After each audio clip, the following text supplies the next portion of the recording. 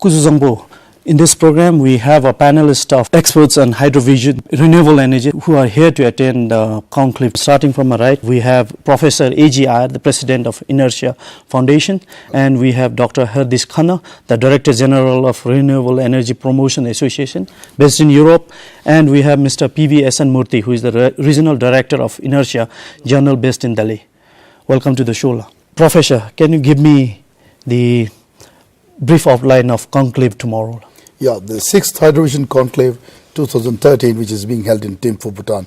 It is the first time the conclave has come here. Although we in 2008, ENERTIA Foundation 2008 brought the 10,000 megawatt hydropower initiative discussion also at the same location. So it's very interesting that we are coming exactly after 5 years at a time when Bhutan has already grown about 2,500 megawatt of hydropower, and now the right time to look at further progress of hydropower, not even 10 gigawatt, but maybe expand it further to 15 to 20 gigawatt in the first stage, and then think of a renewable mix for Bhutan, not only on hydro, but create a larger basket for it, So when you're talking about renewable mix, I'd like to ask Dr. Khanna, what should be the mix like? Yeah, the mix in renewables has a very vast variety actually, and one has to look at the resources which one has.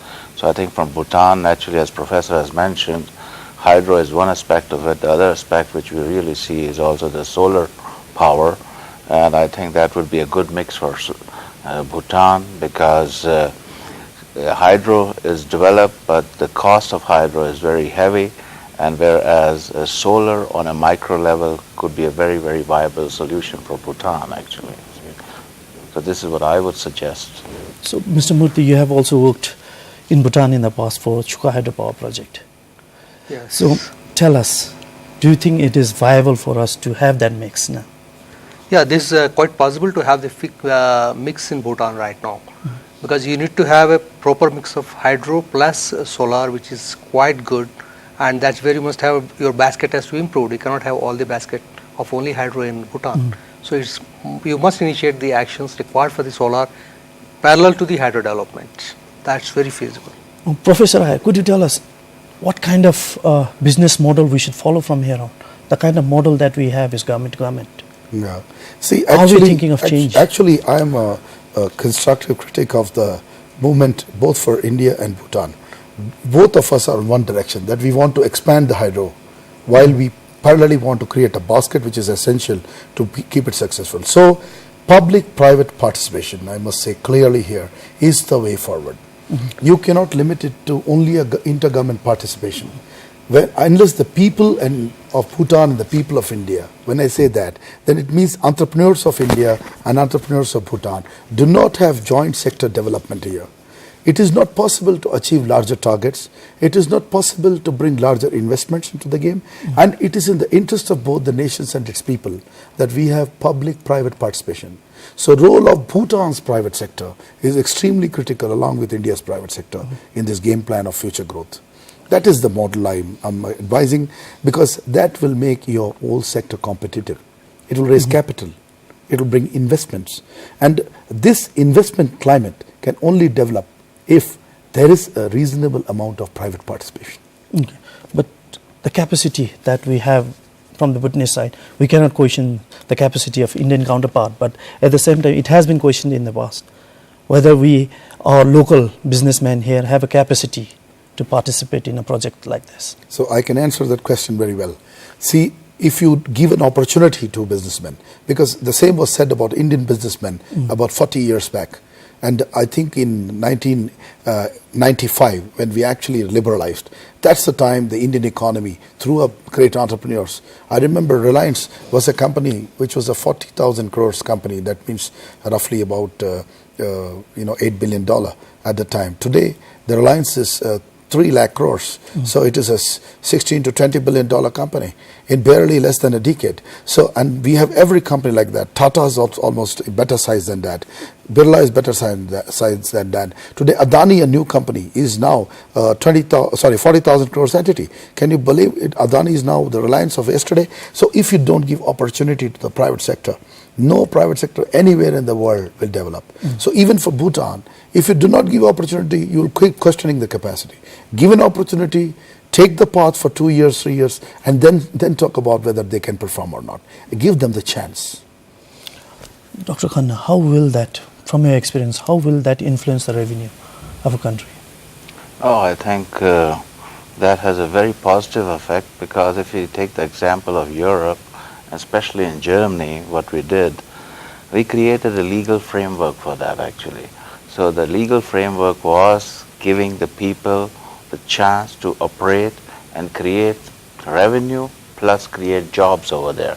The idea was to creating jobs will again give benefit to the community and give benefit to the people. And I think that is a very, very good proposition for Bhutan also, because we need energy everywhere in every form today. And we cannot live without energy. So the idea is, how can we give buying power to the people? And buying power means giving them jobs, and jobs can be created through renewable energies. Absolutely. So this would be one aspect of that, you see. So when you're talking about the mix of energy that we have, of course I'm throwing this question to Mr. Murthy. So can we use the same grid to transfer energy, the solar and the hydro, from the same grid? Yes, it's possible to put the same into the same grid, and you have to have a good grid management. And solar being the continuous time flow during the peak hours, you can continuously send the solar power to the utilization, and you can modulate the hydropower if needed.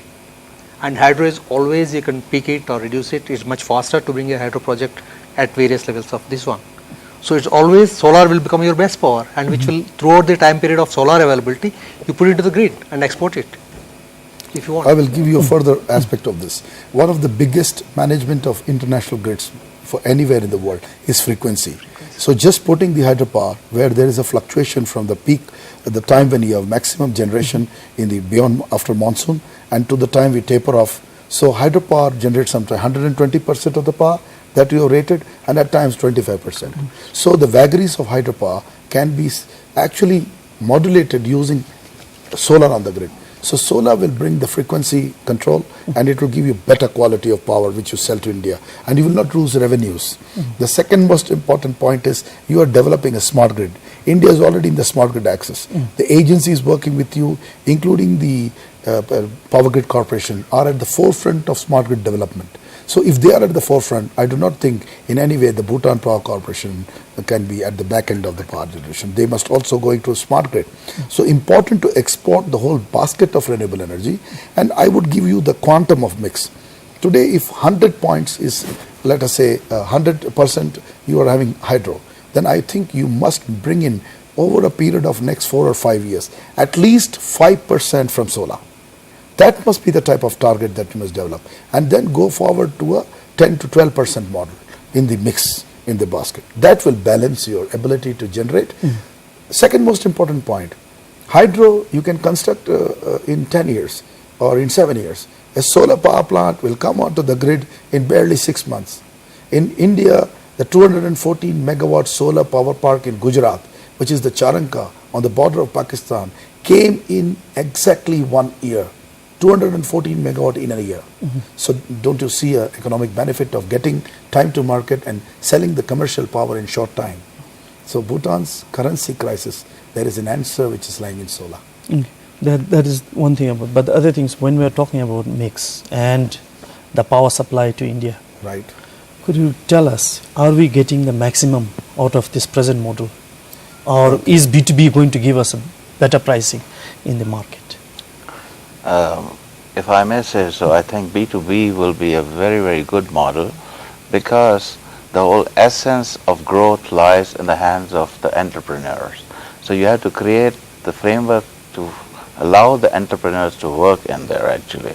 And I think the pricing models will also improve, because as soon as you have a cost competitive situation and you're benefiting from it, you are getting stronger on a certain level.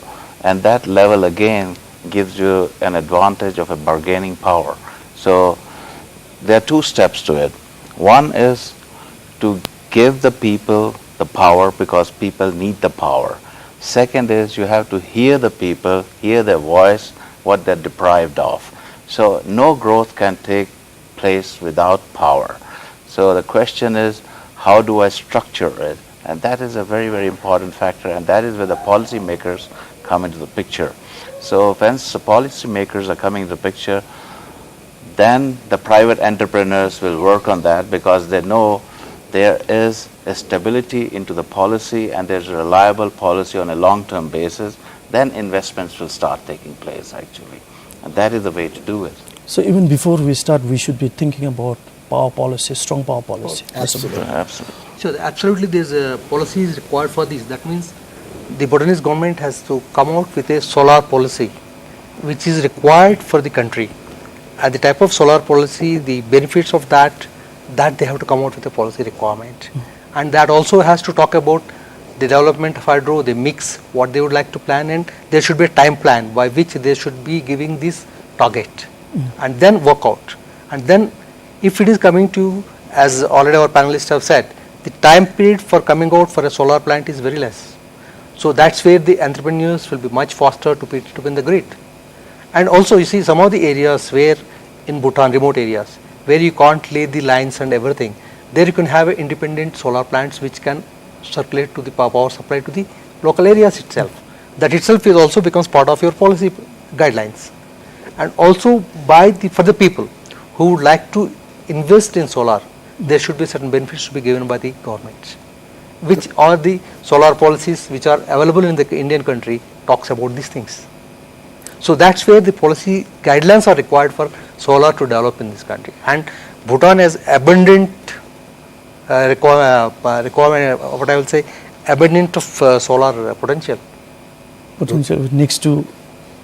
I tell you, after Ladakh is the best power potential for solar in the world. So Bhutan, I would say, comes second, just second to only Ladakh. So in that form, solar is essential. But now I want to come to your first question, which is still not answered according to me by us. That is there an alternate mechanism of sale of proceeds of power? The answer is yes, and that is the energy exchange model. See, right now, energy exchange and power pooling are the critical aspects that must come in your power policy. And that power policy of Bhutan must be called the Renewable and Green and Sustainable Energy Policy of Bhutan, and in which you will have an alternate price, like you don't have to stick to a 2 rupees, 3 rupees model and discuss it and continues. The parallel energy exchange model, because India has a very powerful energy exchange called the Indian Energy Exchange, which is a public-private body. So right now you're doing it through the Power Trading Corporation model, which purchases power and does it. And Power Trading Corporation is also one of the founding members of the Indian Energy Exchange. So the solar and other renewables or even the new electricity, you can find an alternate market mechanism of time of day market where the prices will be higher paid for that. So I would say start with solar in a small way without disturbing your hydro. Let the hydro deal go on and go with solar through the energy exchange model. You commercialize it. The moment you commercialize, and this will not impact the pool price of electricity, because in, let's say, 5,000 megawatt of, let us say, hydropower, if you put only 5%, which is, I am saying, how much, 10% would be about 500 megawatt, but we are saying 250 megawatt of solar, it would not impact the whole price in a big way. So that must be your target, and that is going in a separate route and doesn't come into this while India purchases. So this is an electricity market mechanism for purchase of electricity, where consumers who badly need electricity on the eastern and other corridor, including north, because the line is going up to the north, the Tala line, which is the power links transmission line, it goes right into the heart of Delhi via Varanasi. So you can sell to north and east of India straight away to consumers who want to buy through the exchange. That is the commercially viable model. And no government, neither the Bhutan government has to help in this, nor the Indian government has to help. They have to simply allow an exchange mechanism to operate in joint sector. Immediately your private sector is in. I'm giving the solution clearly to you right now here on the BBS. Okay, the other concern that we have is the cost of production, the cost of constructing hydropowers in Bhutan. Right. It's escalating, it's increasing every year. Is there a way that we can bring down the cost? The cost of hydropower is, you see, how is the cost coming up? It has basic components. In a hydropower, basically it is a civil plus electromechanical equipment. Civil components varies about, it could be 60 to 40 or 70 to 30 depending on the type of the project, whether it is a run-of-the-river project or it is a dam-based project. So the civil construction cost and the E&M equipment cost. In fact, if you see in India, the E&M costs are really not going up. They are in fact coming down in some of the cases, because you need competition. In the A&M equipment, there is a big competition in India. And you need same type of competition to be available in Bhutan for you to reduce the costs. That's very primary importance. That means you must have a model by which you are creating a competition to get best prices for you. Then the cost will definitely come down. And similarly, the civil concepts depends on the type of civil contractors you are using and how you are optimizing the cost and the methods. So there is always civil ways and the components from where you are procuring. For example, in civil, a lot of cement and steel, how it gets procured, from where it's coming up. There is the cost and the logistic costs which are adding up for any project in Bhutan. That means transportation of the main things to the country. That is the cost which needs to be looked into that. And how you are going to source these from where.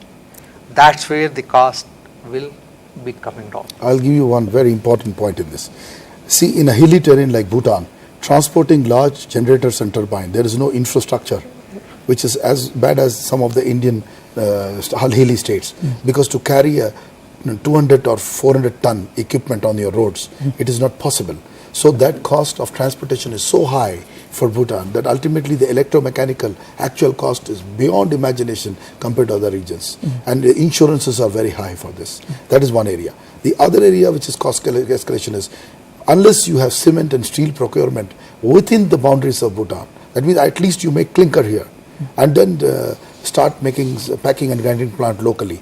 Unless we have some model where you invite the cement manufacturers of India like JP and maybe India Cements and the Tatas also are in cement, to establish joint sector cement operation here with your partners here.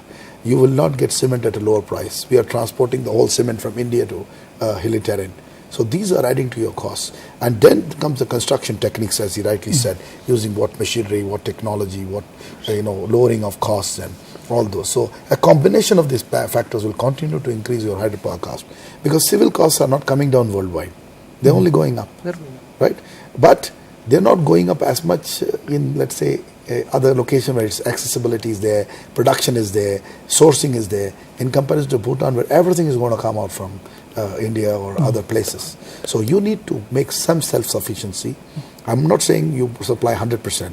Initially 25% of the cement, steel and construction equipment should come from some places of Bhutan. That must be your 5-year target for the next 5-year plan or 7-year plan, whatever you want to do. Bhutan must have a target to generate industrial production for its own consumption as well. So then there is an equanimity in the participation. Costs will come down in the long run. And as rightly said, electromechanical also. You can bring down the cost if you improve your infrastructure. Why not have joint sector infrastructure construction for corridor between India and Bhutan for transport of large equipment and large cargo?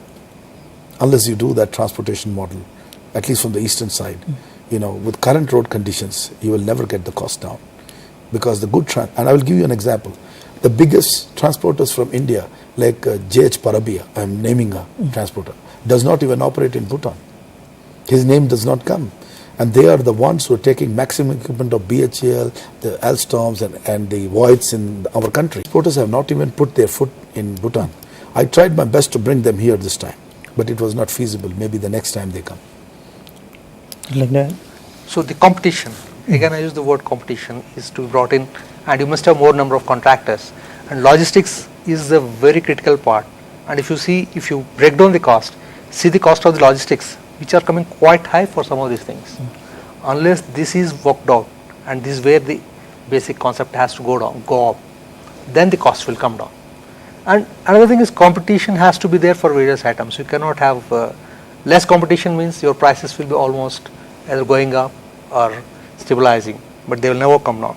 But if you see worldwide, most of the places, the prices are either stable or they're coming down. We are seeing in India some of the prices, what was ordered last year, the price is much lower today. So it's a question of the competition for the components for which you are going to have the part of the equipments. And the second one is the logistics, which is very, very critical for the country like Bhutan. That's where the lot of money is going into that. Okay, Dr. Khanna, you wanted to add something? Yeah, let me add a little bit to that on the solar aspect actually. I think specifically when these points are mentioned, and I am coming from big plants from the energy side, and I know both the things, renewables and conventional energy. So looking at the solar, I'll just give you an example. When the revolution in the solar energy on the photovoltaic started, we had a price level of about $7,500 to $8,000 per kilowatt actually. Today that price level within the last 3 to 4 years has come down to $1,000 per kilowatt roughly actually. So looking at that and looking at your logistic costs, I mean, solar panels weigh also, but they don't weigh as much as a turbine weighs actually. So that logistic cost will also come down if you provide solar power over here. And the second aspect of that is your gestation period is low. So your project cost comes down completely. So in that way you benefit from that angle also. So we are talking of micro level operations over here, which will benefit as an independent power producer on a small scale basis and give power, and you can export power. You have both the possibilities. You can make large plants, small plants, make a plant mix of that, but you are in operation within 6 months to 1 year depending upon the size of the plant, which you can never expect from the other types of plants actually. So that's why I said this mix is combined now with hydro and then taking up to solar will benefit the country a lot. And when you have your own power, then you can increase the price also, you see, and that is where your first question was, where is my revenue coming from? So my revenue is coming from, first of all, that I'm giving power to my people, so I don't need that power, and I have more power, abundant power, which I can export to the other countries, you see. So maybe that clarifies both the sides. One is the cost, and second is the value chain, how I am optimizing my value chain in the whole concept of the power distribution. I will also tell you one more point. Today solar is at 6.5 crore rupees per megawatt and also translating into efficiency at 6.5 rupees per unit. So hydro, you're at 9 to 10 crores per megawatt. So already the answer is there, which is cheaper.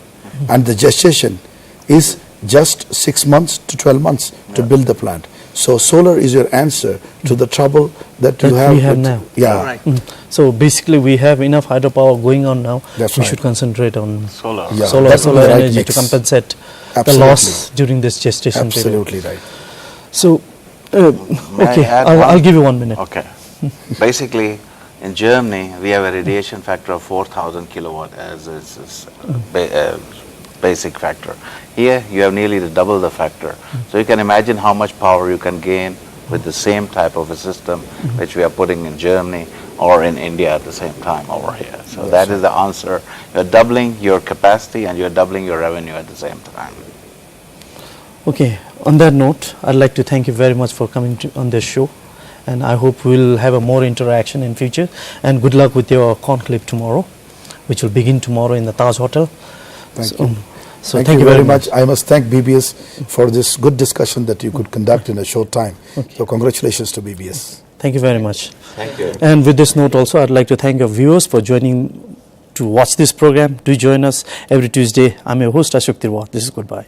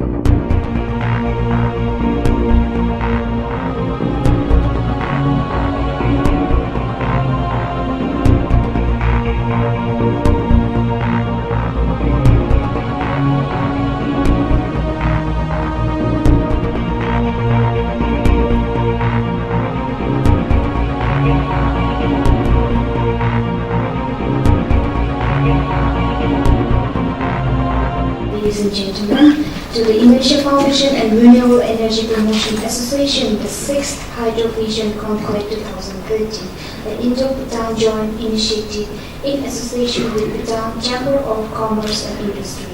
This is the first ever exclusive conclave of the South region, focusing on progress of hydropower and renewable energy in a bilateral public-private partnership domain.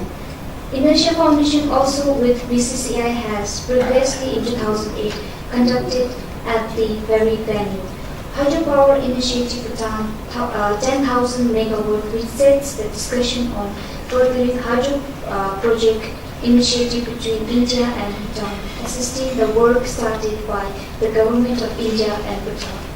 Professor A.G. Iyer, who is editor-in-chief and founder, publisher of Inertia, president of Inertia Foundation and Renewable Energy Promotion Association, and yes, chairman of managing director and editor-in-chief of ENFRAtv, has been at the forefront of furthering and yes, strongly advocating growth and expressing of renewable energy cooperation between India and Bhutan and hydropower in particular.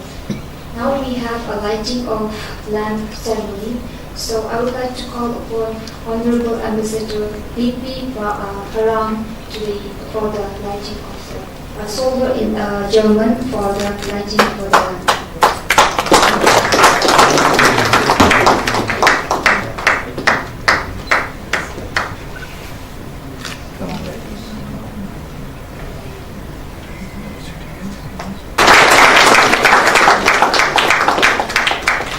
And we have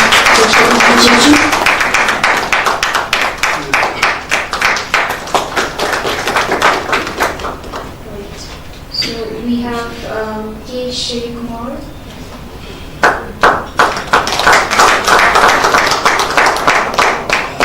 have Dr. Haridash Khanna. Dr. Haridash Khanna,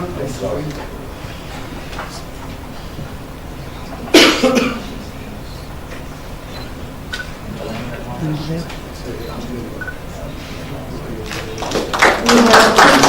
Paul.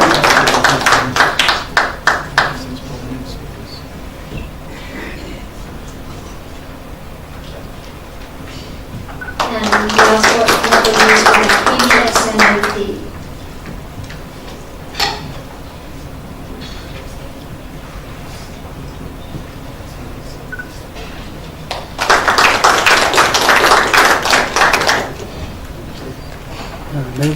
Alright, for the momentum, we have the show, we have Honorable Ambassador B.P. Haran.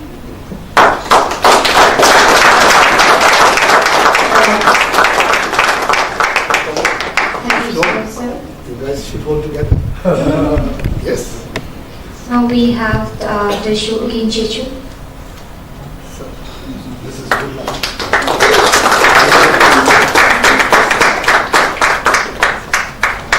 And last but not the least, we have the Group 3.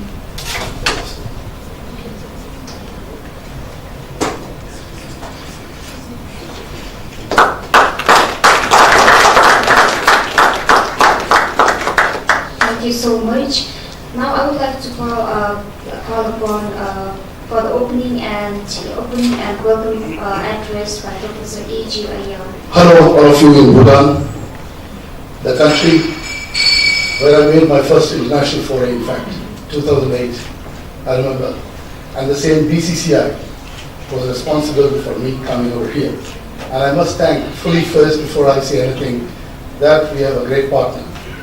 So I would say we have our own times of happiness, times of state of sometimes frustration, times when we feel that we are not able to reach a certain level.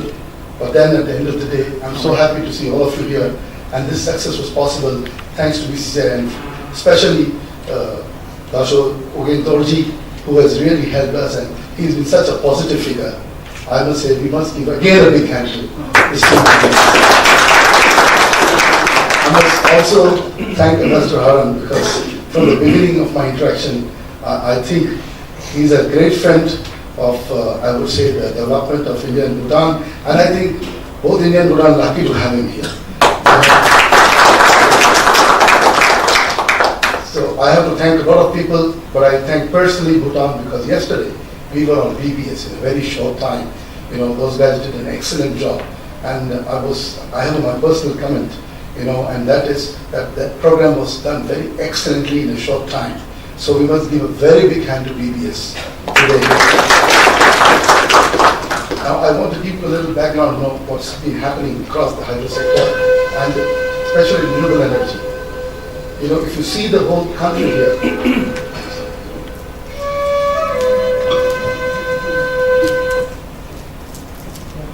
if you see the entire situation in India, so it is, I will start with India before I begin with Bhutan. See, India had a share of hydropower close to 29% of the entire energy mix that we had, or power mix we had in Bhutan. So, and this was a period of about a decade back that we had that situation. And we were discussing at that point of time in India to expand it to 35% in the market share. But if you see the experience that has happened, you know, unfortunately because of several reasons, is that today, out of 210 gigawatt of electricity, because it's massive, out of that we have 39.5 gigawatt of hydropower. And that comes to about 18.5%, 19%, that's the rate. So we have seen not growth on the hydropower side, we've seen a fall. Okay. While this is one side of the story, I also will give you the other side of an interesting story of what happened to renewable portfolio. In the same period, India grew to a renewable portfolio of 17%. That was minus the hydropower. So 17% predominantly was dominated by wind energy. And we just have some exciting situation for solar. Because India was absolutely, I would say, we could barely count a few good plants of PHL in Andaman, and you know, we have no solar references in our country. But right now, when I'm coming to Bhutan, the total capacity of solar in India installed has reached close to 1600 megawatt in 2 years. This is the type of picture, our reference figure that I want to give you, what's happening to the renewable portfolio.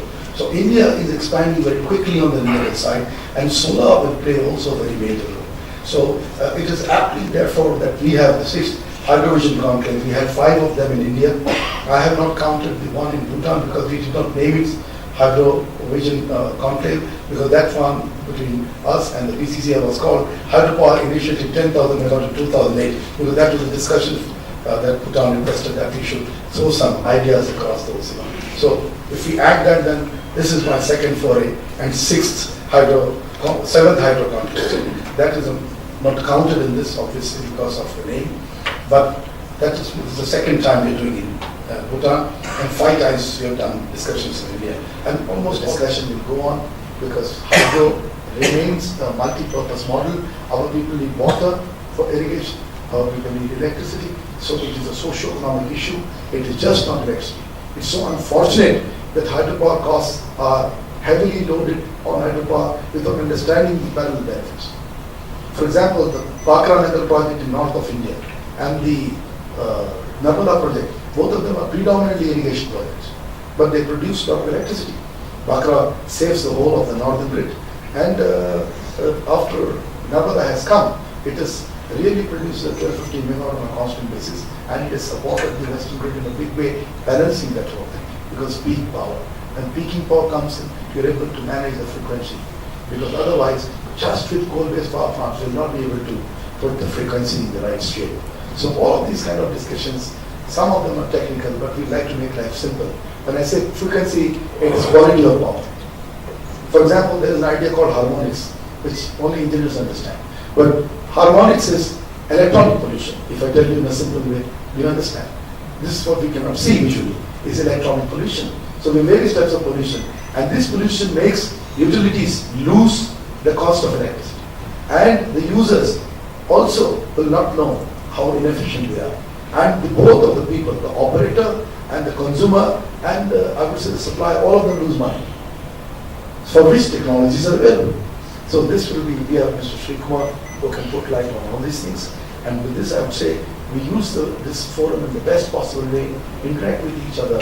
I will assure you that we're coming out with one white paper first as a precursor on this. We'll share with you before we finalize it. And then we'll also have one more discussion in India on the hydropower. We'll have a hydropower white paper separately coming out. And let us say how we can grow both Bhutan and India together. And of course, this year we are discussing, this time tomorrow we are discussing solar. And I think you have a chance of going 4 gigawatt by 2022. We'll see how that model comes up tomorrow. And thank you everybody. Thank you for the support to all of us. Once again, I leave to other speakers to take it over. Thanks. So much for this Mr. Tirwa, who is the editor-in-chief and founder of publisher of English Journal, and he's not only the chairman and managing director and editor-in-chief of ENFRAtv, but also an author of India Branding, the branding of the nation powering in Christ, and yes, India's power and energy economy. Thank you so much. And yes, I would like to call upon Judge Uginchich Persian, who is the president of Bhutan Chamber of Commerce and Industry, for a brief and potential. Good morning, everyone. Your Excellency, the Ambassador of India to Bhutan, Mr. V.P. Haran, the illustrious speakers on the dais, distinguished ladies and gentlemen, I'd like to first of all welcome you to the Hydrovision Conclave 2013, and it gives me great pleasure but also a little bit jittery after following Professor Iyer's wonderful and very, very informative speech to all of you all gathered here. Nonetheless, I would make an attempt to at least give the Bhutanese perspective of the potential, hydropower and potential in Bhutan. The Bhutan Chamber of Commerce and Industry endeavored to make the 6th Hydrovision Conclave 2013 a complete and an inclusive forum in terms of engagement and participation.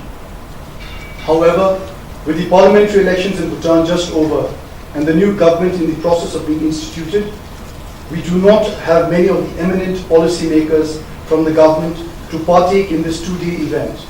But believe me, we have their support, and I am confident that this conclave will generate and serve as a refreshing platform for us to share our wisdom, thoughts and experiences, as I firmly believe through this interactive platform, the conclave will contribute tremendously in edging out worthy ideas and proposals towards this vision.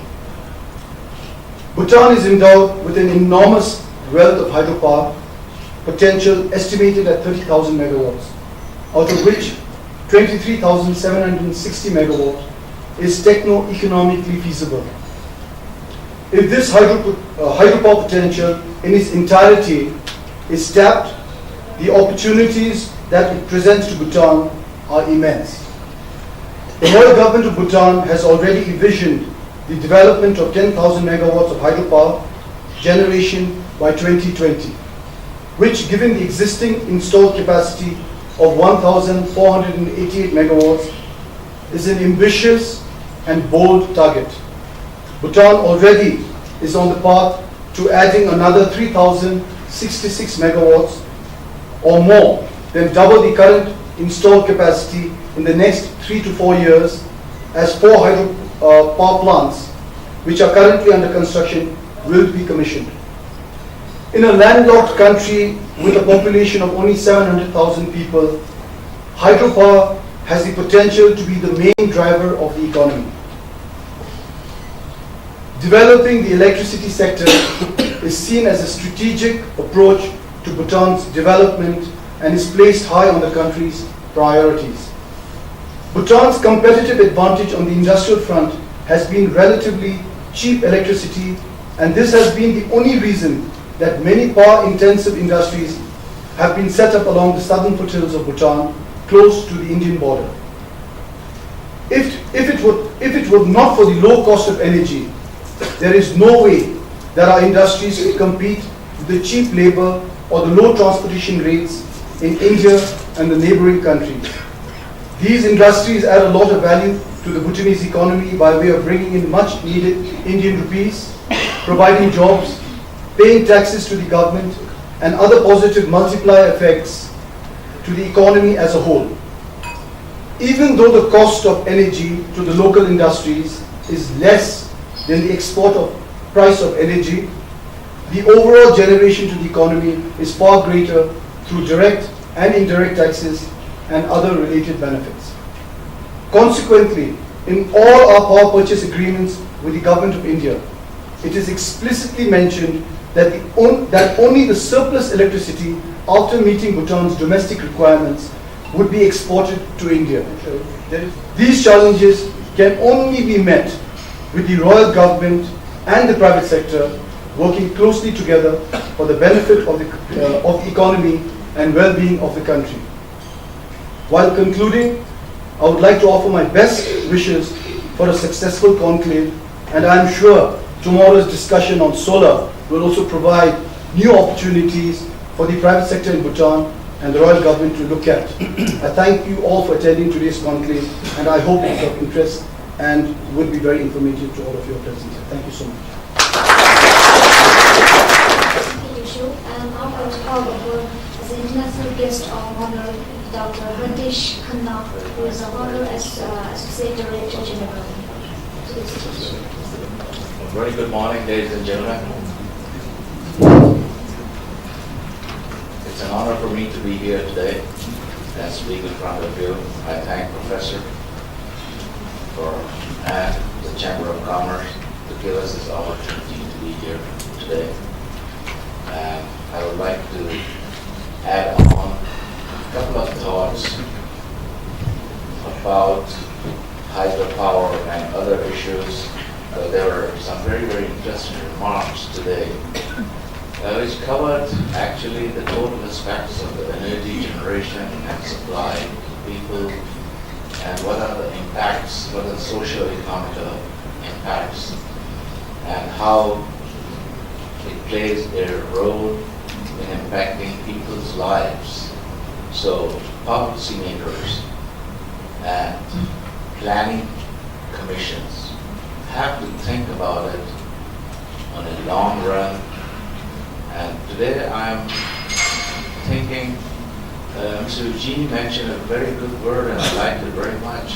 He said Bhutan has a Sustainability Act, and I think that is the right way to go about, because if we look today, what is the concept of sustainability, and what are we going to give to our people, and how do we do it intelligently in the interest of the people?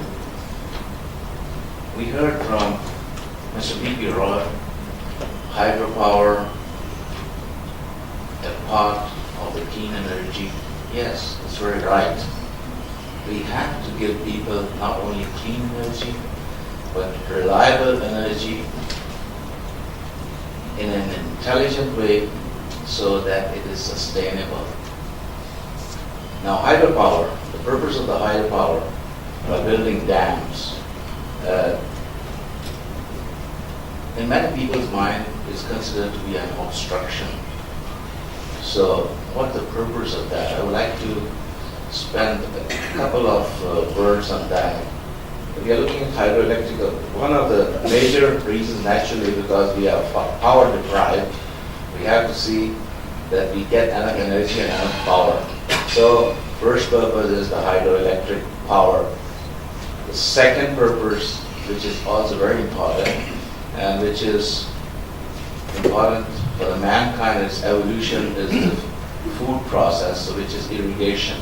Without water, we will not have any agriculture, we will not have any trees. So we have to see how we utilize these resources intelligently. Now, water is very nice to have, but sometimes it's too much to have. We have seen that also.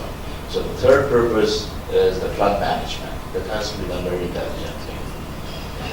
With the ongoing urbanization and the development of the cities, which is a money-making game also for the real estate people, people do not think on a long term how to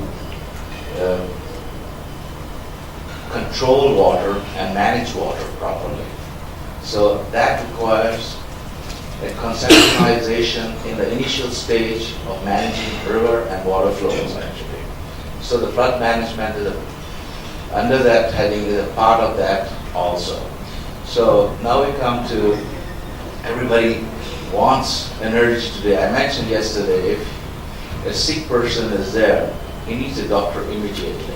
He cannot wait for 5 or 7 or 10 years because that doesn't help him. By that time maybe he's gone. I hope not, but still. So when we are planning these type of mega projects, we have to have the people as a stakeholder into it actually. Hydro with solar and add that in building up good projects for the future of our oncoming generations. So whoever does a project has a social responsibility and as a duty as a planner to the society, and that means taking this into consideration in the conceptual stage. So people consent and their voice today is a must as not to jeopardize any project anywhere in the world. Ladies and gentlemen, with these simple words, I'll end my small thoughts on sustainability on the long run, and I thank you very much for your attention over here. Thank you. Thank you so much, Dr. Harbish Khanna. And now I would like to call upon the special address on PHEL, PK Upal, Executive Director of REPA Electrical Limited. Good morning, everyone. I will share two information. India got independence in 1947, and we got the independence at that time. The installed capacity in India was just 1,500 megawatts, 1,300 megawatts. And today we have got an installed capacity of 205,000 megawatts. And if we give credit to one person, that's our first Prime Minister of India, that is Pandit Jawaharlal Nehru. We want India to be self-reliant in power, and today truly we are self-reliant in power. And BHEL has itself created a capacity of almost 20,000 megawatts per year. We are today considering. And whatever we are producing today, 70% is because of BHEL equipment. 145,000 megawatts. In fact, I have been moving around, and we have set up in 17 countries in Africa itself. We are working. Total installed capacity of entire Africa continent with 54 countries, 1.6 billion population is 130,000 megawatt, and whereas BHEL has done 145,000 megawatt. And second great thing, which we did credit to our first Prime Minister when he visited Bhutan in 1958. His first visit to Bhutan in 1958. At that time, it was agreed to exploit hydro potential. And today you can see where Bhutan is there in the map. And where Bhutan will be after 4 years in the map. And the neighboring country, Nepal, which has got just 640 megawatt capacity. And this all credit goes to Indo-Bhutan cooperation. Let that cooperation live together. And in fact, when I visited this country and I was visiting in my plane, the Group airline, on the back of it I was seeing that happiness has got a place. And truly happiness has got a place, that is Bhutan.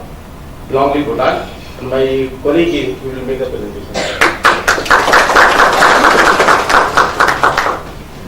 Thank you so much for a wonderful presentation. Now, for the special address, I would like to call K. Kumar, Managing Partner and CEO of Green Infra Partner, Group of Transmission and Distribution in Hydropower and Renewable Energy in the Indo-Bhutan Joint Contact. Good morning and welcome to everyone.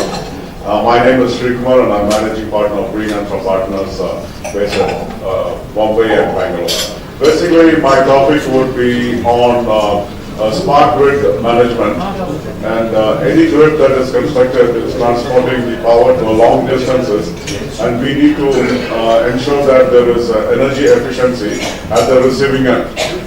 So we have hydropower, we have thermal power, we have solar power. But at the end of the day, the power that is transmitted over a large distance, we suffer huge T&D losses. Now, how do we minimize this, especially in the given context that we are, improving our generation capacities and then, making sure that it reaches the consumer. Let us imagine a lorry, a tanker, which is taking a lot of water in dry areas like, in the Middle East or the dry areas in India.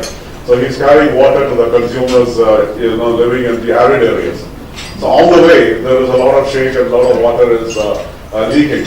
And finally, when it reaches the end point, you have just about, say, 60% of the original water that was loaded. So what happened to the 40%? And that is, has been lost en route. Now this is what happens in long T&D systems. If they do not have smart technologies, to avoid this sort of losses, that is to ensure that the energy is efficiently transmitted and received by the end user. So in order to ensure that, we have a lot of smart technologies that is in use in these days, and I'm sure that most of the companies are incorporating that.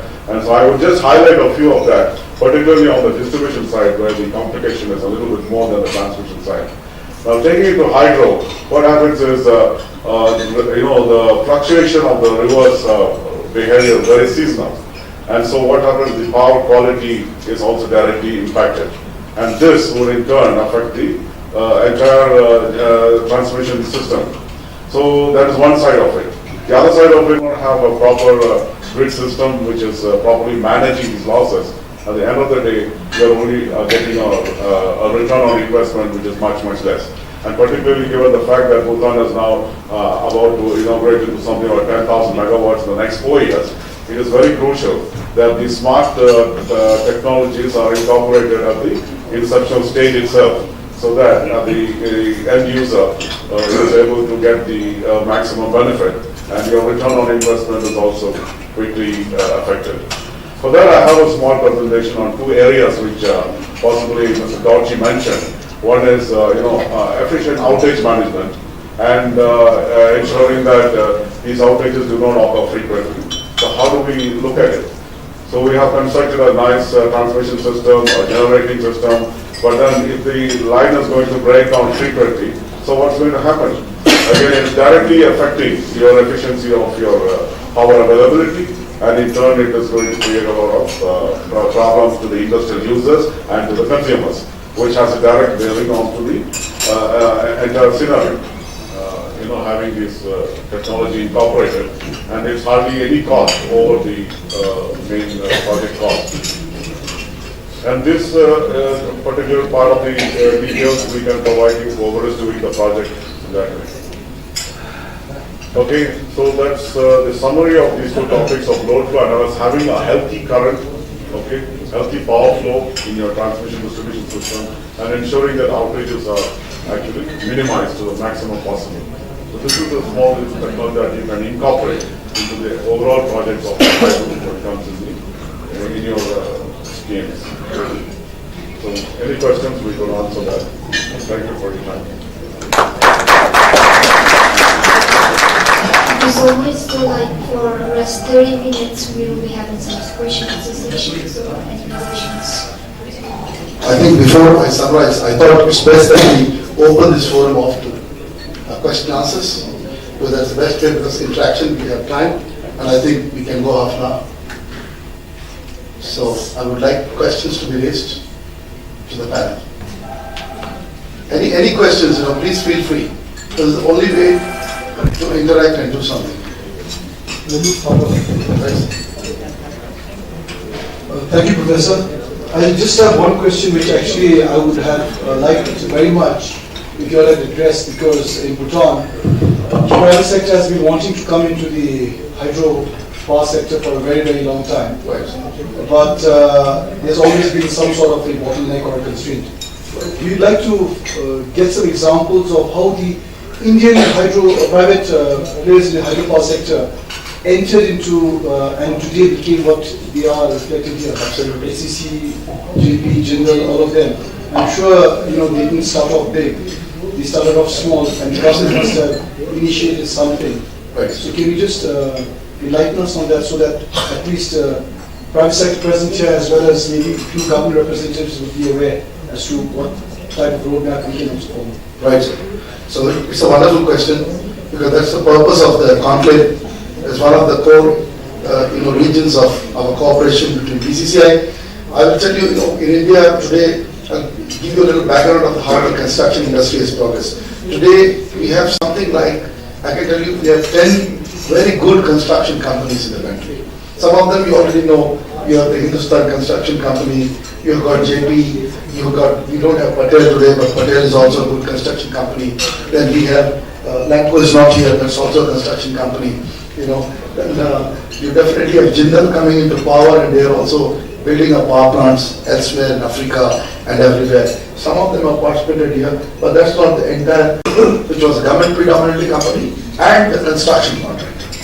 Without the private contractor in India, none of the hydropower construction would have happened.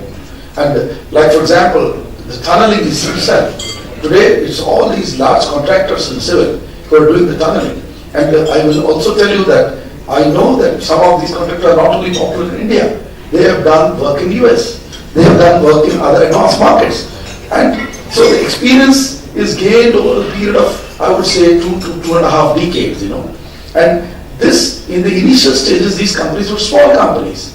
And what is our tender psychology? You would normally say you have no experience.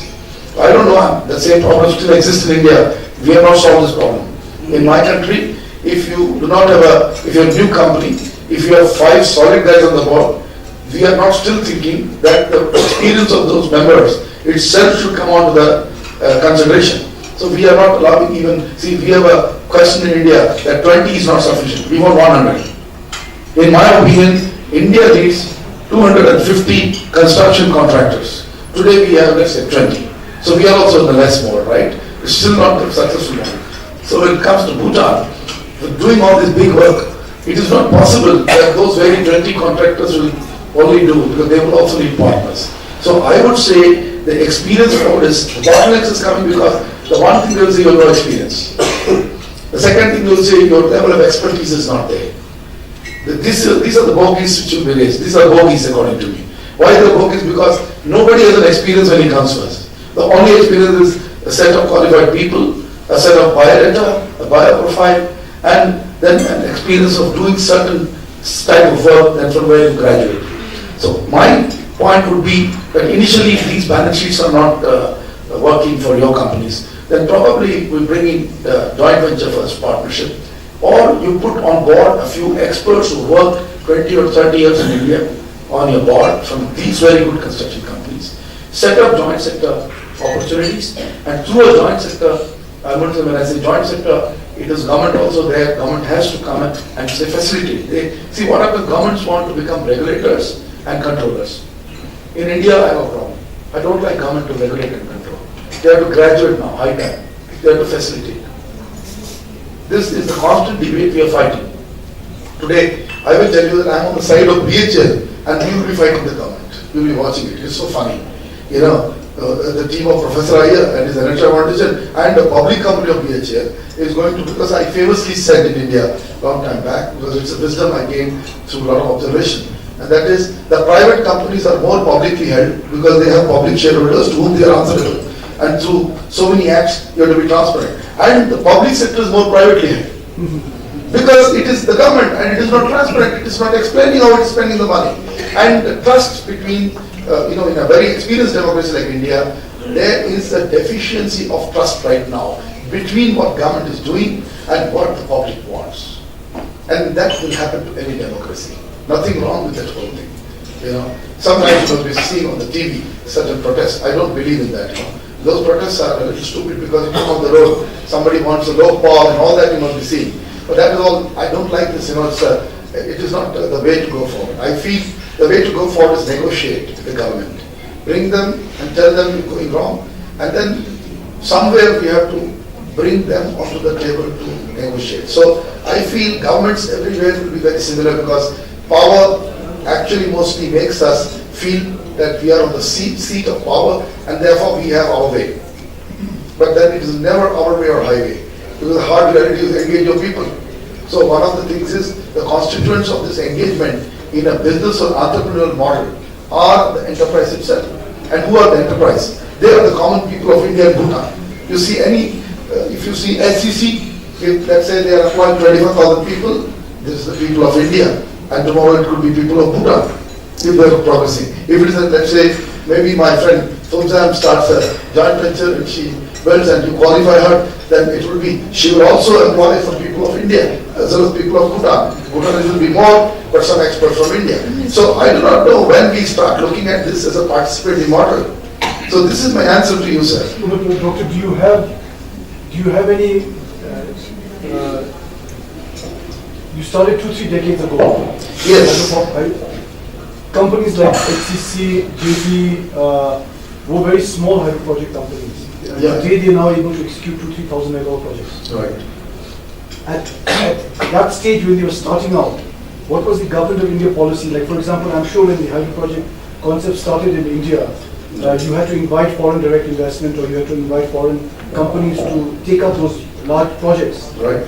So when they took up those large projects, was there any inbuilt clause in the MOUs or the DPRs which insisted that a certain portion of it had to be given to locals, or that they had to have an FDI they had to have a local partner? Was there something like that that encouraged the growth of the private sector in India? Yeah, that was done, but in a very interesting way. See, initially, because now it is a little skewed, the model, because now we are going protectionist, I feel. But earlier it was very intelligent. There were the large, I would say, engineering consultants. In fact, Murthy can further add to that, like SNC Lavalin, and we have the Indo-Canadian, which, the Indo-Canadian worked with a group like Vilwara, because they did a joint venture. Now we are seeing the SN Power, which is SN Power Holding, which is basically a Norwegian alliance of hydropower. So we have all of these guys in India. It's a very mature market, with very strong hydropower operators. And within that climate itself, you have the growth of the NHPCs and other companies happening. It is not that this or that. The government did lay down that there must be reasonable amount of Indian participation. They didn't open up on day one. But one clause was true. You need an expert partner with you. So that is very important. You cannot just allow somebody, see, I have seen in Uttarakhand some tunneling going on without any proper. And then the way you do that tunneling, you will 100% go into collapse. So we can't allow these kind of things to happen. We need certain benchmarks. And I think your country is in much better situation than India. Because India, with this very large, unwieldy situation of 1.2 billion, has to fight much more, to implement all these things than your 700,000 population. You have a great advantage. You could be the test bed to how to do things better than us, actually. I feel like that. I feel Bhutan is a much better and enviable position compared to India. So I feel you are at a cusp where your experience with democracy is progressing. This is the second government which has come. So, and you are a very highly educated community. I don't see any reason that your own private sector will not develop, but you must give the opportunity. Maybe not give the major complicated jobs, but let them take everywhere with Indian contractors. Very friendly way it can be developed. In India, I tell you today, I will give the automotive example. In automobile, it was earlier the ambassador car, and that was the only car, and that was the Birla Group which was making it. And in India, for several years, there was only importation of cars. Then came Maruti, which was actually, I remember when Sanjay Gandhi was alive, Maruti was just a joke, Maruti. Maruti Rekovsky Maruti. So I give you in Hindi, that means I check this car and your mother is going to cry. Because what used to happen, Maruti had a very strong braking capacity because they started those hydromatic brakes. And all other cars like Ambassador, they could not brake for a long time. So every car would be hit from behind. And it was I would say a car which was like a daba, tin box car. And this tin box car became the most famous car in India. And Suzuki finally came back, and they in fact said that we want to have majority stake. And Indian government was very open after many years, and now it's the majority holding of Suzuki Corporation of Japan. And with that venture today, Hyundai has a car manufacturing, Ford has a car manufacturing, and these are massive factories, like in General Motors in Halol in Gujarat, the biggest manufacturing anywhere in the world other than what they do in the US. So experience from automotive industry can be taken to other industry, but somewhere you have to have a benchmark, a standard. You guys are good in standard. I'm seeing you have a reasonable sense of standard. Whenever I have talked to people in Bhutan, I find they want quality. I have not seen even in one discussion that they don't want quality. If that is the thing, if you guys lay down all these things, you will be successful. Yes, sir. Yes, sir. Professor, in continuation to the question which was raised by the President of the BCCI, most of the clarification has been as an EPC contractor, how to participate.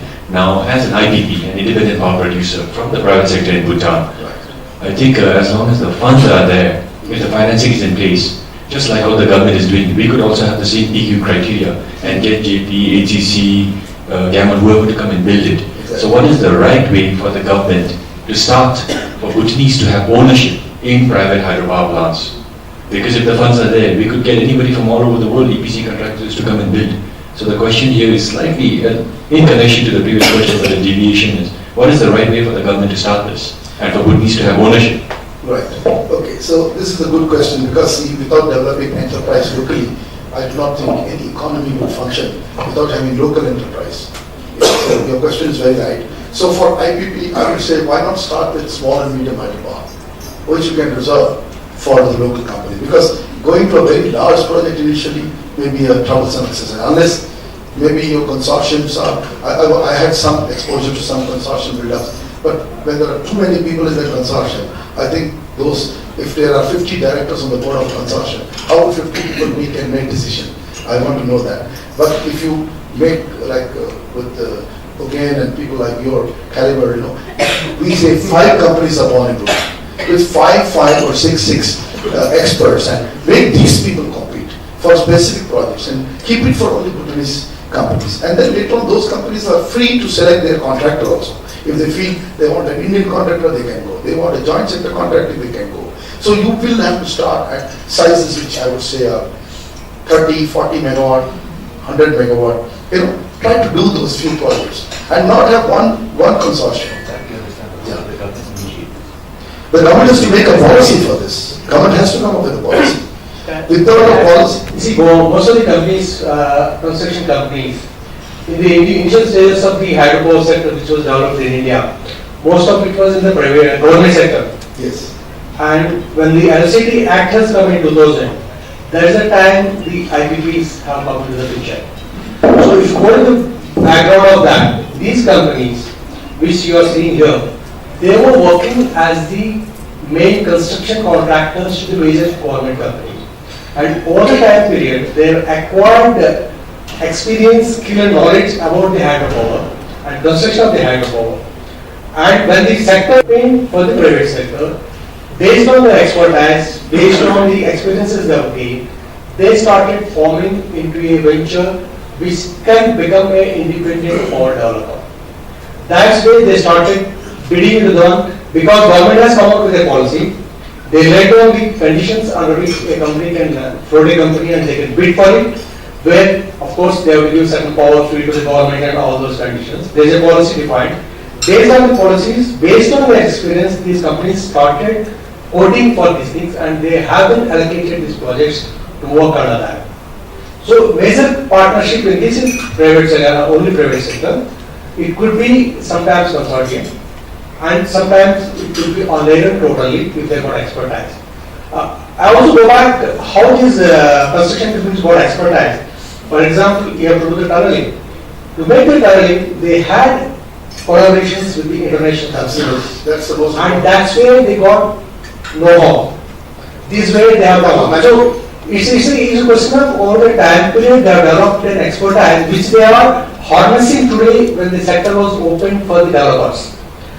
Based on that, today some of the companies like what President said, ICC and other Tirwa groups, they have entered through a foreign company as a joint venture. Yeah, because they are Canadian partners. They are partners. So it's a partnership there of say 51-49. 51 is the Indian partner, 49 is the. It's equally holding in the new. Equally holding. So that's how, based on their expertise they have shown and they got the projects. So this is how the IPP has been developed. And for the country like Bhutan, in my personal opinion, It's a various type of projects which can be opened up through a policy by the government to the private sector, through which these companies can have a joint venture with an expertise company which has got that experience, through which they can show the expertise and they can bid for that and construct those companies. I think that's the way over time it comes. But it has to, a policy has to be in place how we are going to define the whole privatization of this whole sector. So I want to add one more point to that. See, one of the mistakes that in India has happened in this whole experiences, see, they have been trying to sell this free power business. So I am completely against that free power business in hydro, because it is not ending. Every state is saying so much. But contractors have been so actually positive that they have even agreed to the highest free powers. So no government company would have agreed to that. So I mean to say, when you introduce private sector, sometimes what is not achievable also is achievable. Maybe in the short, long run it may not be good, but if they will go to the extent of taking the business, they will do all the calculations and they will go for it. 26%. 26%, that's it. No company can give 26% free to a government. But if the private companies are doing this, can you believe it? So we have a very bad, I tell you, way of looking at privatization. See, I would not like to use the word privatization. In fact, we are in an era of professionalization. What we are doing is, we are making the public sector go behave like a more professional organization. Then I have a cooperative sector in India where the milk union, like the Amul, which is the biggest brand in India, goes in cooperative, which is the farmers are the stakeholders, common people, and it is producing the best ice creams, the best chocolates in the country. So that is another sector where there is holding of a different kind. And the third sector is the private sector. As I very well told you, public sector will always look like government led. So that they say it's your money. But if I ask you under a Right to Information Act that how my money is used, then the government does not want to tell me how they are using it. So we have these challenges in my country. So you're going to face these issues as well, because every person who elects you or who has given you a vote will try to say transparently, please let me know. But there are also troublemongers in that. Some people just want to trouble you by writing that.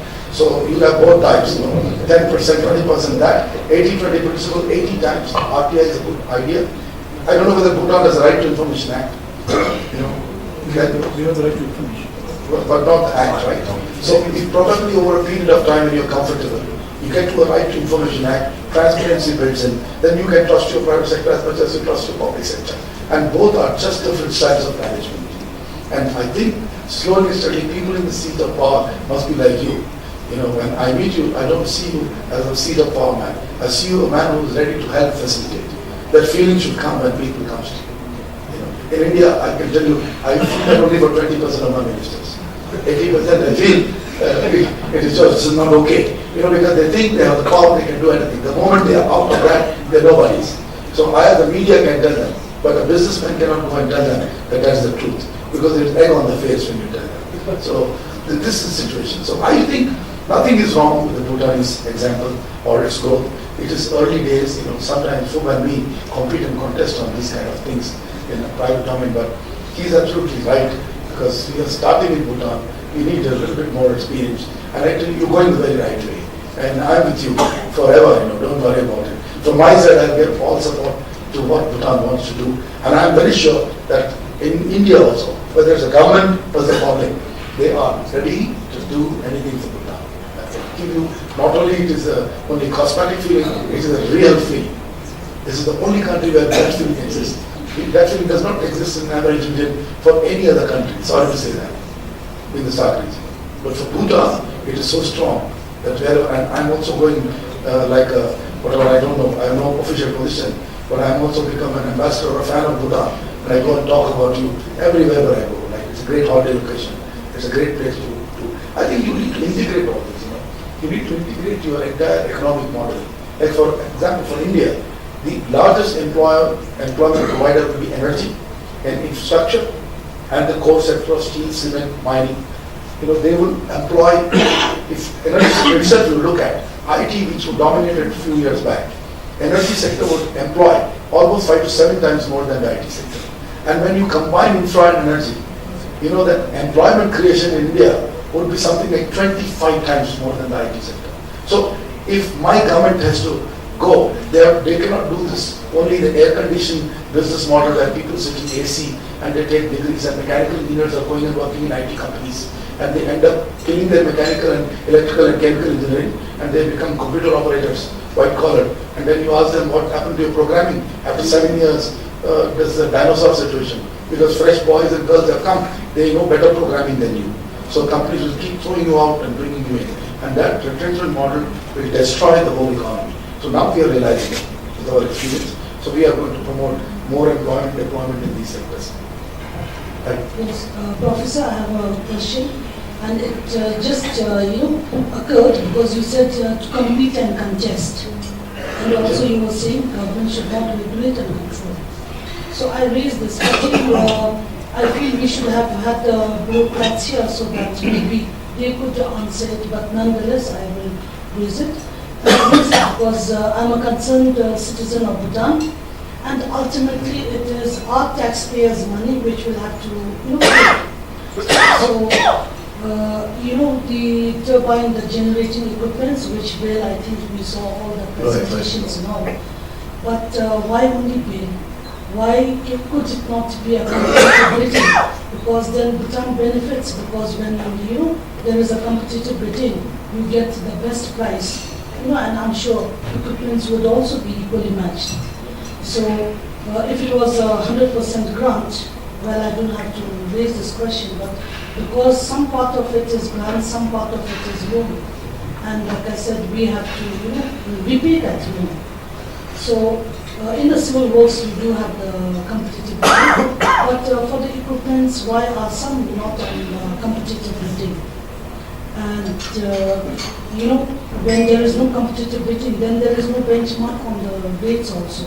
The rates can be, the sky also. So that's my question.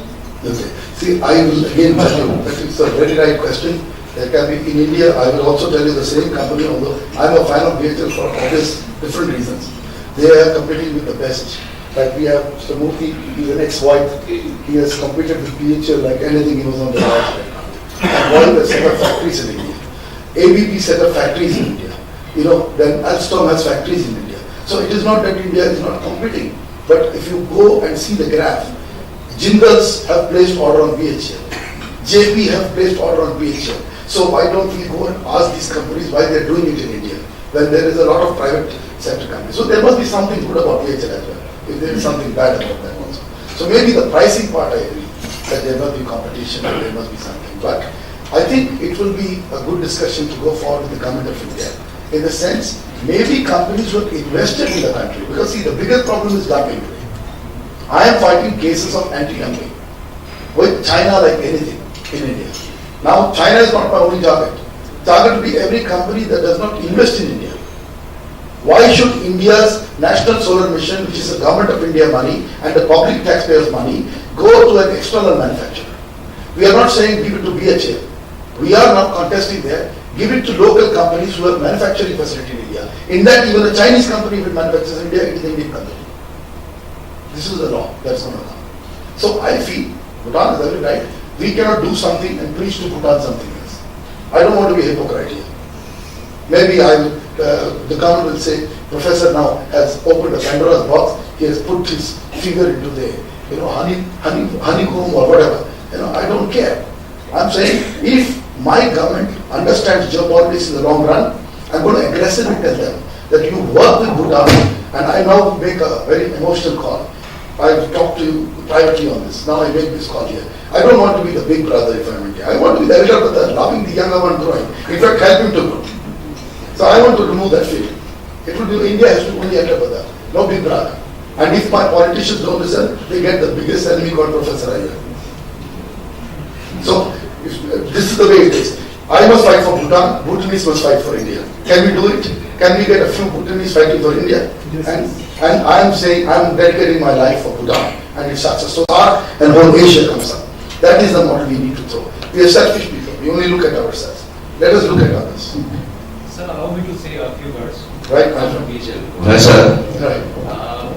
Actually, there is a misconception that we have been given these orders on nomination.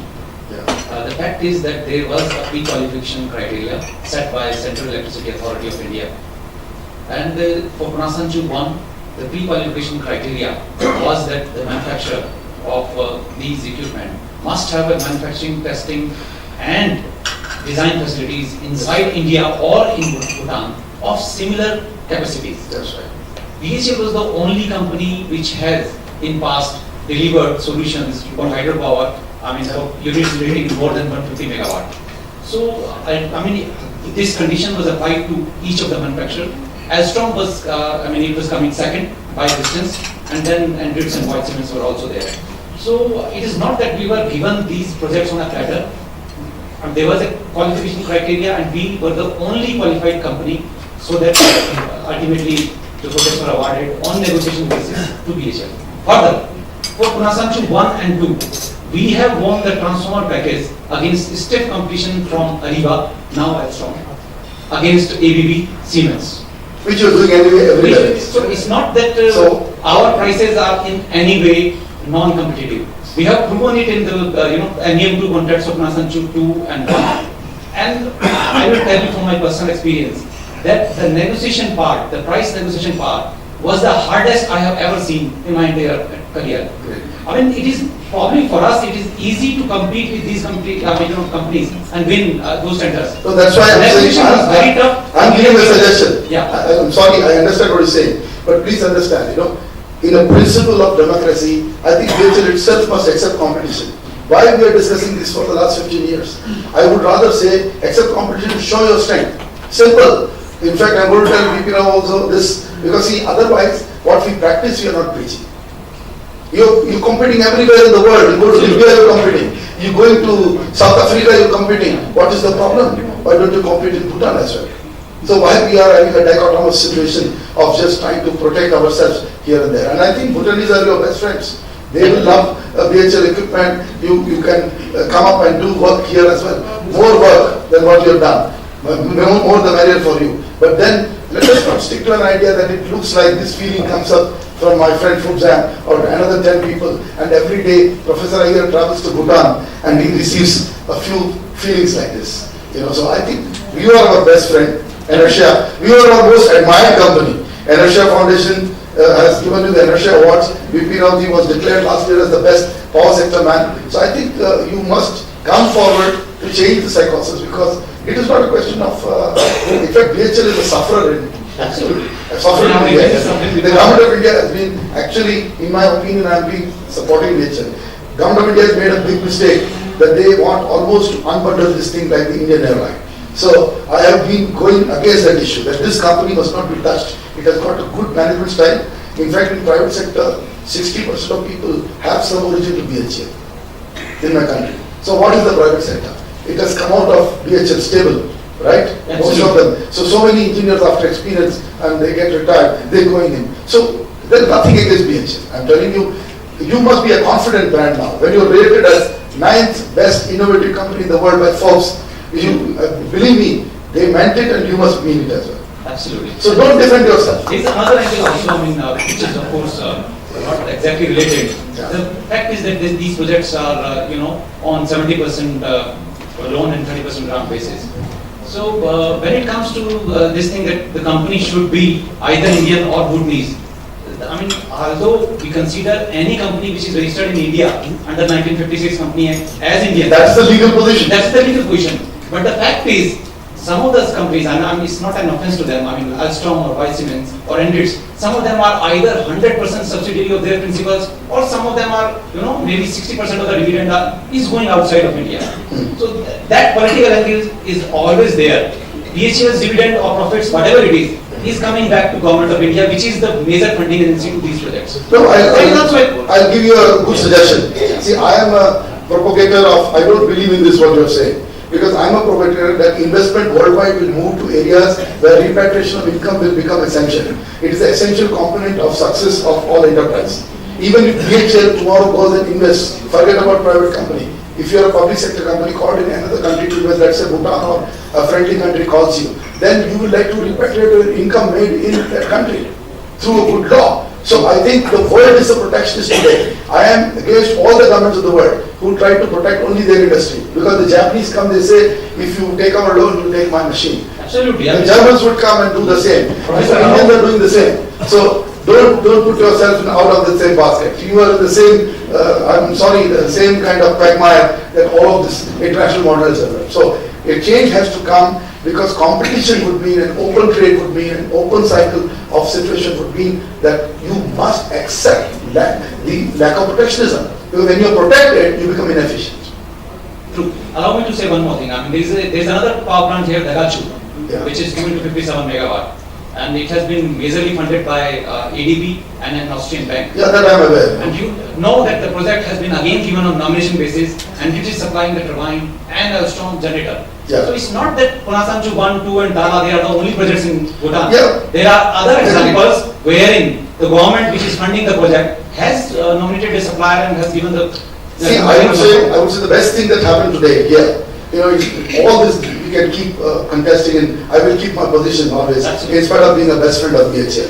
Okay, I will be a constructive critic of you. I am saying the best thing that is your chairman. He said, I'm going to put an electrical, I would say, maintenance and other kind of facilities in that. Do that. Grow yourself. Why are you bothered about, face competition? क्या फर्क पड़ता है? सब जगह face आराम से लो शाम को join our cocktail and dinner and have a nice discussion. Don't take it seriously. आप already अच्छा कर रहे हैं. You're doing well. Any other questions on the Professor, can I yes, add a couple of words, because I think this debate is leading nowhere. No, it will lead everywhere. Don't worry. Okay. I have said the question which this gentleman put was a very different one, actually. And I think we have to look back. You mentioned something very nicely about the economic policy. So if I look at the businessman, because what is the interest of the businessman? I mean, let's look at it from a pragmatic approach. He needs reliability in policies, actually. So if he's going to invest his money, that money has to be safe. It has to give returns to him, okay? So it is as simple as that. You make a legal framework where the businessman is protected and is ready to invest so that his money is taken care of. The taxation policy should allow him to invest so that he can do a certain redemption on his investment, and it should be a long-term thought, actually. Otherwise, no IPPs, no CPPs on a small scale or a medium scale will function. I've been doing this international, worldwide, from the US into Germany, in India, in Asia, and as long as the legal framework is not there, nobody is going to invest any money into there. Because the financial institutions need to give loans which are bankable. So bankable loans can be only given when the return on investments or the IRRs are defined properly. And a businessman, private businessman, will only invest also when he has a proper DPR, and in that DPR he can quantify his results, actually.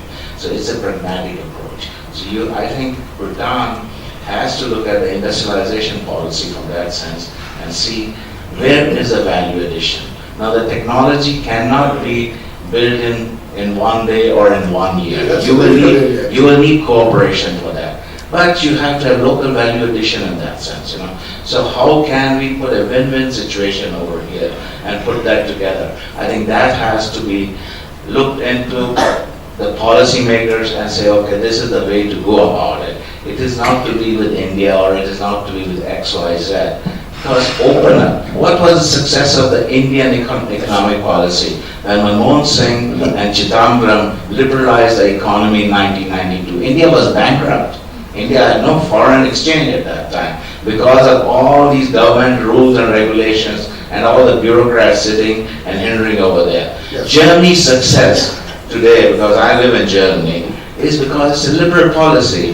Now, if you have monopolistic or oligopolistic policies over here, it won't help. You have to liberalize, you have to open up. Yes. Certainly, qualifying is a very important factor, but there has to be an autonomous body for that to look at it, to audit it, and to advise accordingly. And I think if that proper functions are put in proper places under some institutional guidance, then that will function. Because then the businessmen will also come and the foreign direct investments will also come. Otherwise it will not come.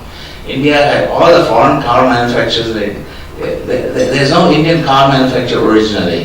There was one car manufacturer, that was Hindustan Motors, and that was one of the Fiats. These were lousy cars, I can tell you. Absolutely. Yeah. And then suddenly Suzuki came into India with Maruti. I worked in the automobile sector for about 15 years also, before I came to the energy sector actually. And quality was one of the most important criteria. Indian car manufacturers could never give good quality at that time, you see. So there have to be safety standards, and we can learn from the others. And if we allow them to come in and we can work together with them, you see, that is what I would think would be the most prudent way of doing it actually, So that just to your question, yeah, but how should we invest? I want to add to that, because there's one point which you are not seeing from the Indian experience.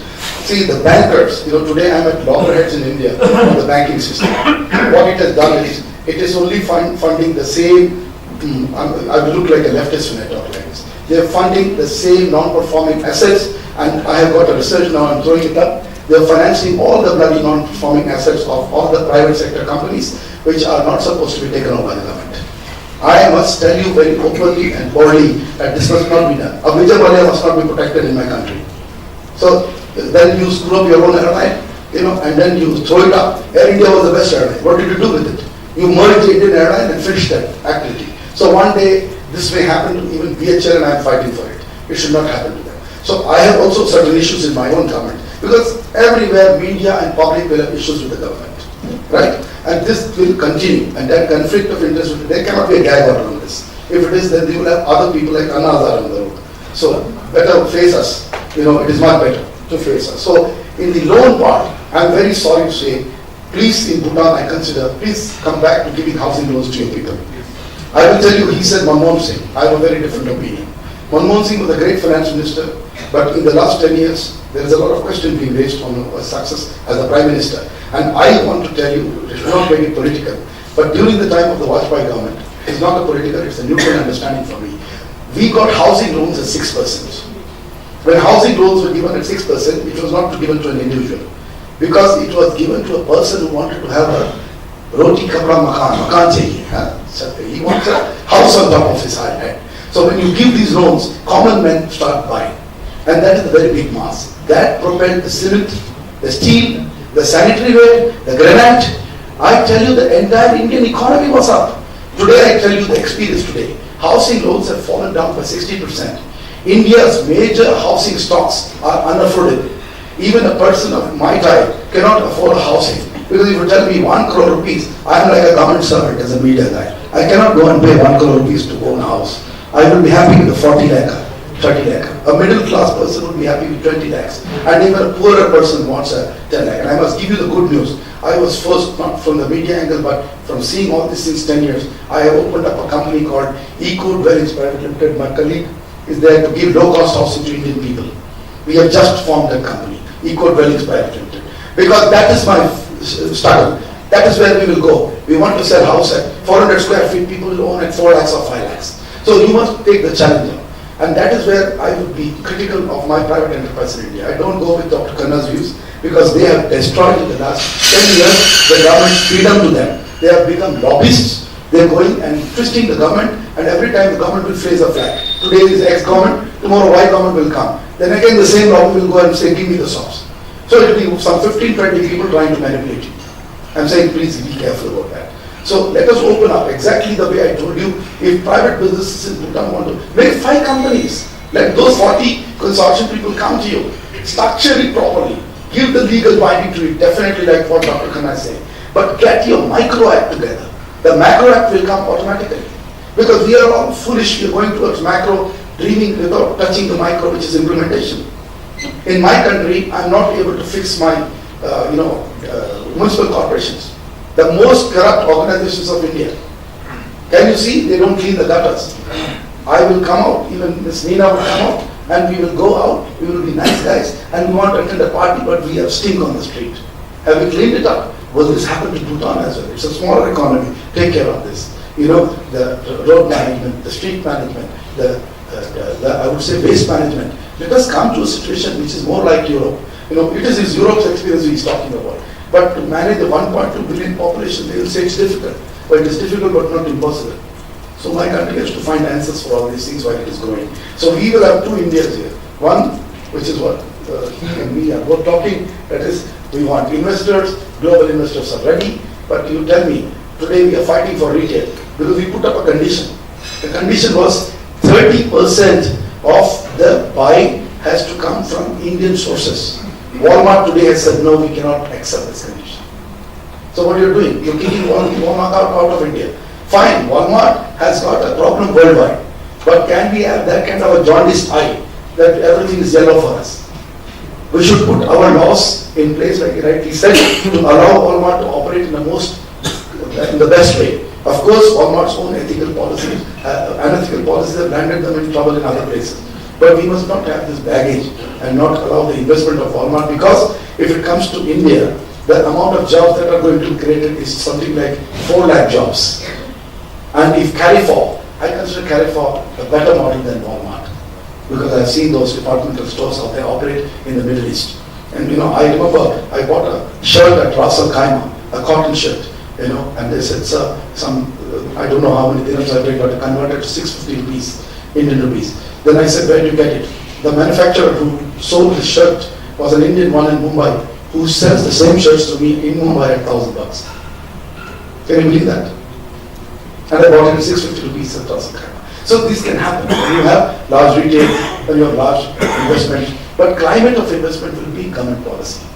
Government, I told you again, I reiterate, cannot regulate, cannot control, become a facilitator. Get your country investment friendly, which is not antipathy to, there is no loss for either India or, in fact, I would say you should take the help of India's own experience in building this. The embassy would work. In fact, it's in the interest of India to do this here. And because Bhutan would become a low-cost manufacturing locality instead of importing from elsewhere. We could supply some steel, cement, and all other things from your eastern region straight away and into India. It could be reversed, it could be exporting. You badly want rupee. How would you get rupee? If the cement goes from here to some of those places, best quality, you will get the best results. So there is a big opportunity. Bhutan is at the tipping point, a cusp where it has to make certain decisions. And I would say, if the government people are not here, they are very good people, I tell you, some of them. I don't want to name X, Y, Z, but some are excellent, I tell you. Some of the guys are just excellent. But what happens in a group behavior? The freedom to talk. No, I'm getting the freedom to talk because I don't know why. I'm not afraid. We are nurturing fears. We should not nurture fears. We should speak our mind. Maybe sometimes people will not like it, but at the same time, if it is practical, it is real, it can be achievable, we can do it. And I don't see any reason that private sector of Bhutan will not come out. I'm making this solid statement because this will be in the geopolitical interest of India, that we should be more eager to develop your private sector than you yourself.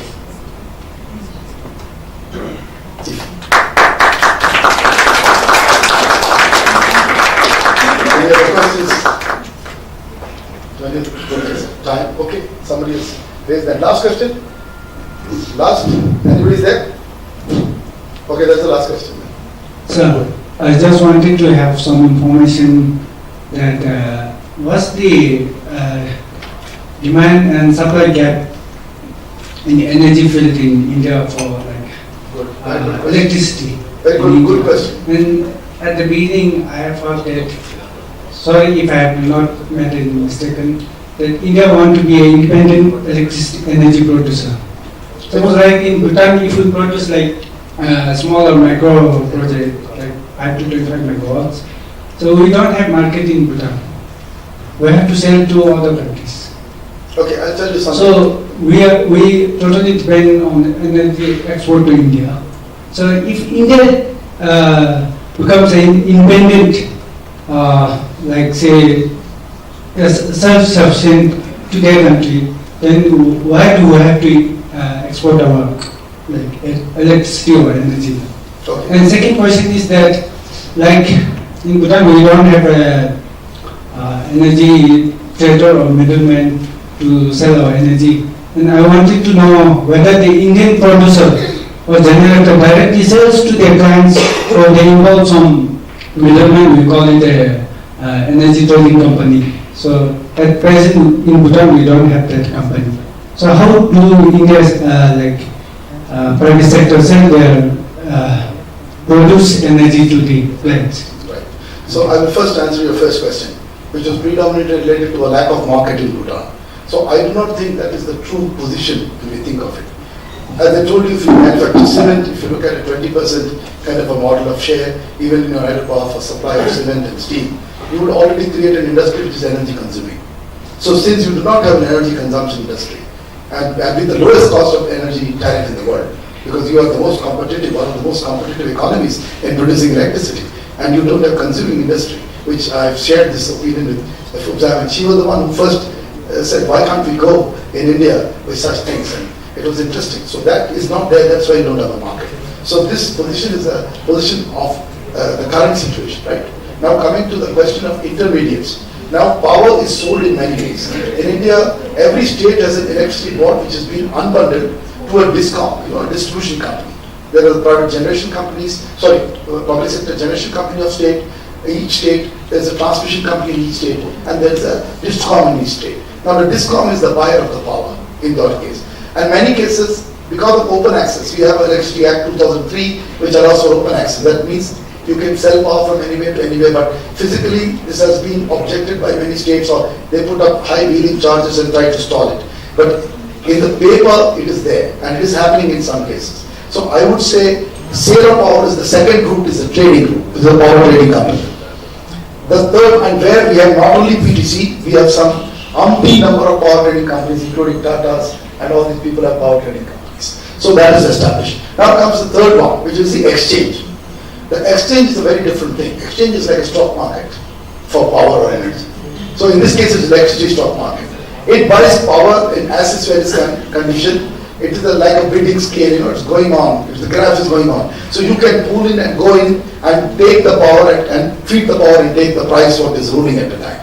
If you're lucky, you'll get 10 rupees. If you're unlucky, you'll have to sell at 2 rupees 50 paisa because you can't store power, right? So that mechanism is already mature in India, because India is going to give licenses to few more exchanges after that company, Indian Energy Exchange, which is already there. And Indian Energy Exchange, by the way, is a private company. Power Trading Corporation is a public company. So India's experience is fantastic if you look at the electricity modulation that India is doing. And now comes your question on shortfall. India's shortfall official, according to the government of India, sometimes they say 6%, sometimes they 13%. I don't agree with that figure. I produced a report in 2009 called India's Power and Energy Economy, which is only second to the National Electricity Policy of Dr. Kirit Parekh's committee. My committee, all my friends were involved, and that is found the energy gap in India in terms of real-time deficit when we want electricity for all, which never happened in 2012, which we talked about, must be 80 gigawatt more in the minimum. So we are right now at 210 gigawatts. We should have had 300 gigawatt of power to actually be self-sufficient. So it is like we are always going to run behind this train. It will have a certain speed, and I will keep losing certain stamina, and I'll keep running after it. I don't know how close we can go, but I'm very sure we will keep running behind the train. We'll never close it so quickly. So you can be rest assured that Bhutan's power will be bought for the next at least 15 years, I'm sure, and if it's 20 years. And I don't see any reason that this business model of selling power to India will stop. It will continue to grow, expand, because there is a huge shortfall in real time for the Indian economy. Now the problems will be the mechanics of sale.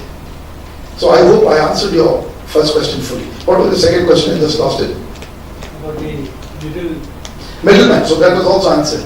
We have 3 middlemen. Technically, if you ask all the middlemen, the state DISCOMs, then the Power Trading Corporation, and the Energy Exchange. But they are not middlemen. They are different models of selling your electricity. The State Electricity Board buys, the DISCOM buys it under PP model. The Power Trading Corporation of India actually can do a long-term contracting with you because they assure you a return. And the Indian Energy Exchange is a risk model where you wait for your power to be sold at whatever price the market gives you. So it is market-based pricing. So all the 3 exist in India. And I do not see any reason why India cannot include Bhutan, because it doesn't harm at all, when an energy exchange comes and operates here and gives some of your private operators some smile on the face.